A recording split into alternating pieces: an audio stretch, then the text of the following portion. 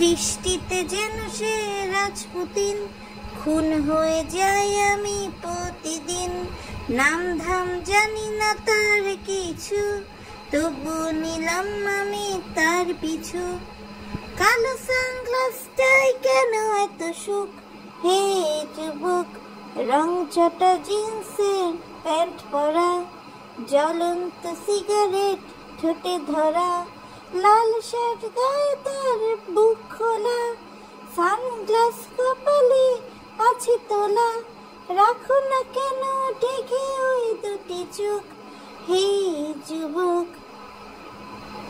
রুক্ষ এলো মেলো চুলগুলোয়, মনটা চায় যেন হাত বুলোয়।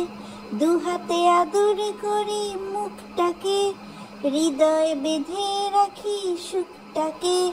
তোমাকে দেখি শুধু না ফেলি পলক, হে যুবক। রং চাটা জিন্সের প্যান্ট পরা, জ্বলন্ত সিগারেট ঠোঁটে ধরা। আসসালামু আলাইকুম দর্শক, সবাই কেমন আছেন? আজকে আবারও চলে আসলাম নতুন একটা ভিডিও নিয়ে। ভিডিওর শুরুতে যে গানটা গাচ্ছিলাম দর্শক, সেটা আমার মনের কথা না, সেটা তিশার মনের কথা। দর্শক, আপনারা তো সবাই জানেন যে সাকিবের বাপ কিন্তু বাপ্পির চেয়ে ভালোই বডি বিল্ডার। বডি বিল্ডার বলতে এই ধরেন অ্যাপস বানায়, তো একদম ডোলা যেটাকে বলে একদম হিন্দি ভাষায়, সেই সব বানিয়ে থাকে। তারপরে সে শুদ্ধ মালয়েশিয়া ফেরত, তারপরে তার চেহারা সব কিছু মিলে প্রেমিক পুরুষ পাগল। তিশা কিন্তু আর রয়ে শুয়ে থাকতে পারেনি। তিশা কিন্তু এখন সাকিবের বাপের প্রেমে মজে গেছে। মানে সাকিবের বাপের সাথে পারলে এখন যদি শুতে পারতো তিশা, তাহলে মনে হয় তার যৌবন জ্বালা মিটতো। এরকম একটা অবস্থা হয়ে গেছে দর্শক। সরি দর্শক, যৌবন জ্বালা তো না, এই বুড়ো বয়সের 12 ভাতারি গিরির জ্বালা হয়তো বা তার মৃত্যু। তো দর্শক দেখেন, তিশা বাপ্পি অনেকদিন পর গেছে তানজিলার বাসায়। তানজিলার বাসায় আপ্যায়ন পাচ্ছে, সব কিছু পাচ্ছে। তো প্রথম দিন মানে যেদিন সাকিবের জন্মদিন, সাকিব হিসেবে তার বাপ মায়ের একমাত্র ছেলে, অথচ সাকিবের জন্মদিনে তার বাবাকে কোনো সময়তেই পাওয়া যায়নি। না সাকিবের জন্মদিনে যে কেকটা তানজিলা নিয়ে আসছে তখন ছিল, না পরদিন বাপ্পি যে কেকটা নিয়ে আসছে সেখানে সাকিবের বাবা ছিল। তো আমরা পরদিন যখন দেখি যে মানে বাপ্পিরা রয়ে যায় একটা রাত, এবং পরদিন সকালবেলা আমরা দেখতে পাই যে তিশা তার 2 বেআইনকে নিয়ে ঘুরতে বের হয়। ঘুরতে বের হয় বলতে দর্শক হচ্ছে আপনার মানে সে যেহেতু একটা জামাই পরে আছে গত 1.5 দিন ধরে, হিসেবে 2 দিনই বলা চলে।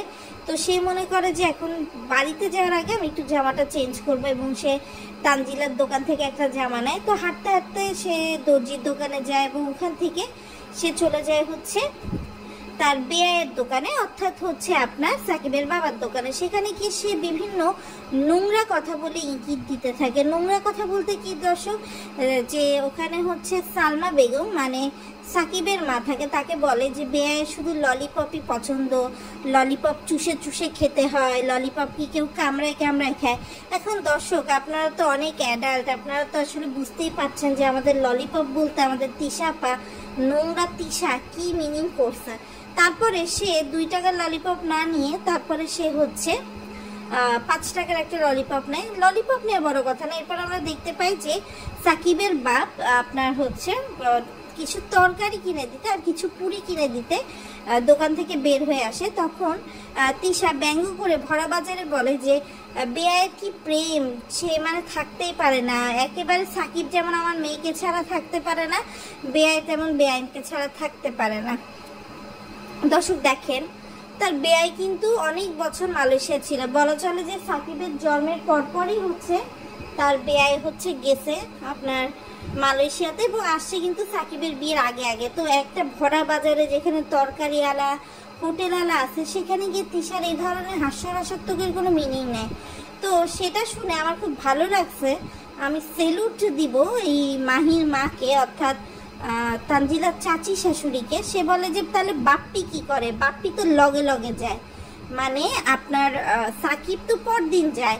তো সেটাকে জেনেটিক্যাল সমস্যাকে আমাদের অশিক্ষিত তিশা বলতেছে জেনেটিক্স সমস্যা, এবং সে বলতেছে যে হ্যাঁ বাপ্পিরও জেনেটিক্স সমস্যা আর কি। তো দর্শক যাই হোক, দেখেন একটা বিষয়, মানে আমি বুঝলাম না, মানে এই যে সাকিবের বাপ তার প্রতি তার ম্যানলি ভাব দেখে হিজড়া বাপ্পি তার সামনে কিছুই না, এটা কিন্তু তিশা বুঝে ফেলছে। আর তিশা তো জানেন, আরিফ হোক অথবা সানি হোক অথবা আর কেউ হোক, মানে তিশা কিন্তু কোনো পুরুষ যদি তার মনে ধরে তাকে একদম সম্পূর্ণ ভোগ না করে ছাড়ে না। তিশা এমন ক্যাটাগরির একটা মহিলা। তো তিশা কিন্তু এই জন্য এখন তার মনে ধরছে সাকিবের বাপ, যদিও সে মানে অত বেশি সাকিবের বাপ কিন্তু ভাও দিচ্ছে না। আপনারা হয়তো বা বলবেন যে আপনি নাজির আন্দাজে বলতেছেন, বেআই বেআইনের তো সম্পর্ক এরকমই হয়। দেখেন, বেআই বেআইনের সম্পর্ক হ্যাঁ আর কি ঠাট্টা হবে মানছি, কিন্তু সেটা একটা নির্দিষ্ট সীমা রেখায় হওয়া উচিত। এখানে যদি এই ইয়ারকে আড্ডা মারার সময় তিশার সাথে বাপ্পি থাকতো আমি অ্যাগ্রি করছি, ভালো ছিল। কিন্তু যেখানে বাপ্পি উপস্থিত নাই সেখানে এরকম নোংরা নোংরা কথা বলে কিসের ইঙ্গিত তিশা দিতে চাচ্ছিল দর্শক আমার আসলে সঠিক জানা নেই। আমি আরেকটা জিনিস দেখলাম যে তানজিলার যে খালা শাশুড়ি অর্থাৎ তানজিলার চাচি শাশুড়ির বোন, যে কিনা কাঁথা বিক্রি করে, সে মনে হয় যথাসম্ভব ডিভোর্সি বা কিছু একটা, তার ফ্যামিলিতে কোনো ইনসিডেন্ট আছে। তো এইভাবে তিশা তানজিলার দোকানিকে ওপেনলি বলতেছে যে আপনি তো জীবনে একটা ভুল করে ফেলছেন, জীবনের চয়েসটা একটা করছেন, এখন জামাতে তো এত চয়েস করে লাভ নাই। তো সে প্রথমে এই কথাটা বলছে, মহিলাটা শুনে মহিলাটার মুখ একদম ছোট হয়ে গেছে, যেটা মানে তো যখন তিশা দেখছে যে না তার এই কথাটা কেউ শোনে নাই, তখন সে ইচ্ছে করে পুক করার জন্য সে আরেকবার বলছে দর্শক। তো আরেকবার বলার পর সবাই হেসে উড়াই দিছে। কিন্তু আসলে আমার কথা, তিশা নিজেকে কি মনে করে? তিশা নিজে আসছে কোথা থেকে দর্শক? তিশার বাপ তরকারি বেচে, দালালি করে, মাছ বিক্রির সময় ধান নিয়ে করে। তিশা তো এমন না যে খুব বড় ঘরের মেয়ে যে তিশার এত বড় নাক হবে, তাই না? তিশার নিজের অবস্থানটা কখনো মনে রাখার চেষ্টা করে না। সে তানজিলার বাড়ি সাবিনার জুতো পরে যাচ্ছে, অথচ সে বলতেছে যে সাবিনা তাকে বলছিল এই জুতাটা নাকি নতুন, আসলে জুতাটা পুরান। তো তুই তো মালয়েশিয়া থেকে অনেক জোড়া জুতা নিয়ে আসছিস, তো তোর কাছে যদি সাবিনার জুতাটা পুরানি লাগে তাহলে তুই তো হচ্ছে মানে সেটা ইয়ে করতে পারিস। আরেকটা বিষয় দর্শক দেখে খুব খারাপ লাগলো, কালকে যখন প্রথমে আসছিল তখন গাড়িতে করে তারা কিন্তু পাখিকে নিয়ে আসছিল, কিন্তু পাখিকে কিন্তু পরে তারা গাড়ির সাথে আবার ফেরত পাঠিয়ে দিছে, পাখিকে কিন্তু তারা রাখেনি।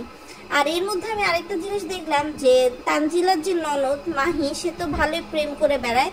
তো সে দেখলাম স্কুলে থেকে তার মা তাকে জোর করে নিয়ে আসছে, সে তার বয়ফ্রেন্ডদের সাথে সুইমিং পুলে গিয়ে সাঁতার কাটতে পেরে জুবি টুবি গানে নাচতে পারবে না দেখে সে এমন মেজাজ দেখাইছে যে সাকিবের মা তাকে একটা জিনিস দিতে গেছে, সে মুখ এমন বেকায় চুকায় চলে গেছে।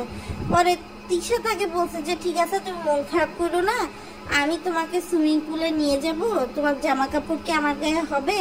তো বললো। তো দর্শক দেখেন, মানে এমন একটা বিষয় যে তানজিলা কিন্তু তার মা খালা ফুকুদেরকে অনেক 3 পিসি ফ্রিতে দেয়, অথচ নিজের শাশুড়ি বা চাচি শাশুড়ি বা খালা শাশুড়িকে একটা জিনিস এমনিতে দিতে চায় না। এমন একটা কিপটামি তানজিলা করে যে কি এমন একটা হয়ে গেছে এরকম একটা অবস্থা। তো যাই হোক দর্শক, হ্যাঁ এটা ঠিক কথা, বিজনেসের জায়গায়, সম্পর্কের জায়গায়, কিন্তু যেখানে এসে তোর বাপ মা এসে ভোগ করছে সেখানে তো তুই কিছুটা ছাড় চাইলেও দিতে পারিস, তাই না দর্শক? বলেন আপনারা।